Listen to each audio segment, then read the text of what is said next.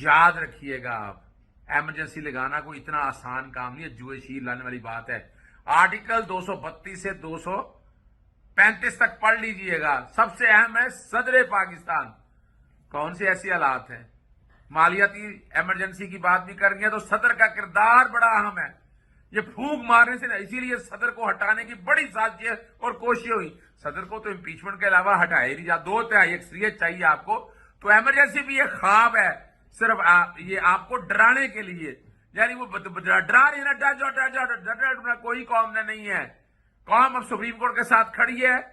Chief justice ہماری red line ہے، supreme court ہماری ریڈ لائن ہے، عدالتیں ہماری ریڈ لائن ہے۔ کسی نے یہ حماقت ہے جیسے کی تو دیکھ لیجئے گا، لائرز موومنٹ چلے گی اور ہم تیاریاں ہماری چل رہی ہیں۔ دوسری جو بات بڑی اہم ہے، ریفرنس داخل کرنے کے خواب دیکھ بھائی، ریفرنس جب ادھر داخل کرو گے تو ادھر زیادہ خطرناک ریفرنس ہے۔ یہ چیپٹر مت کھولیے گا کہ 2 ممبر بینچ نے کس طرح 5 ممبر بینچ کے خلاف فیصلے کی خلاف ورزی کی ہے، اور از خود نوٹس کے بارے میں یا پرنسپل سارے طے ہو چکے ہیں، اور اگر آپ ان میں آئیں گے تو زیادہ خطرناک بات ہے۔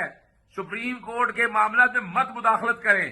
نہ کوئی ریفرنس بنتا ہے، نہ ریفرنس اگر کوئی دائر بھی کرے گا کوئی کاغذ کا ٹکڑا ہے، اس کی کوئی حیثیت نہیں ہے۔ اس ریفرنس کی کیا حیثیت ہے بھئی؟ آئین supreme court of Pakistan 3 member bench آئین پاکستان کا نفاذ کر رہے ہیں، 90 دن کے اندر الیکشن ہو رہے ہیں۔ اور انڈین سپریم کورٹ مارکار نے کاجو کی اگر بات سن لیں آپ اس جج کی تو آپ کو اندازہ ہو جائے گا اس نے آپ کے کیا کہا ہے۔ پاکستان سے 90 دن میں الیکشن ہے، ورنہ ڈیزالو کر دیں اس سپریم کورٹ آف پاکستان کو۔ ہمیں اپنی عدالتوں پر فخر ہے، عدالتوں کے ساتھ کھڑے ہیں، نہ کوئی ایمرجنسی آ رہی ہے اور نہ کوئی ریفرنس کا ڈر یا خوف۔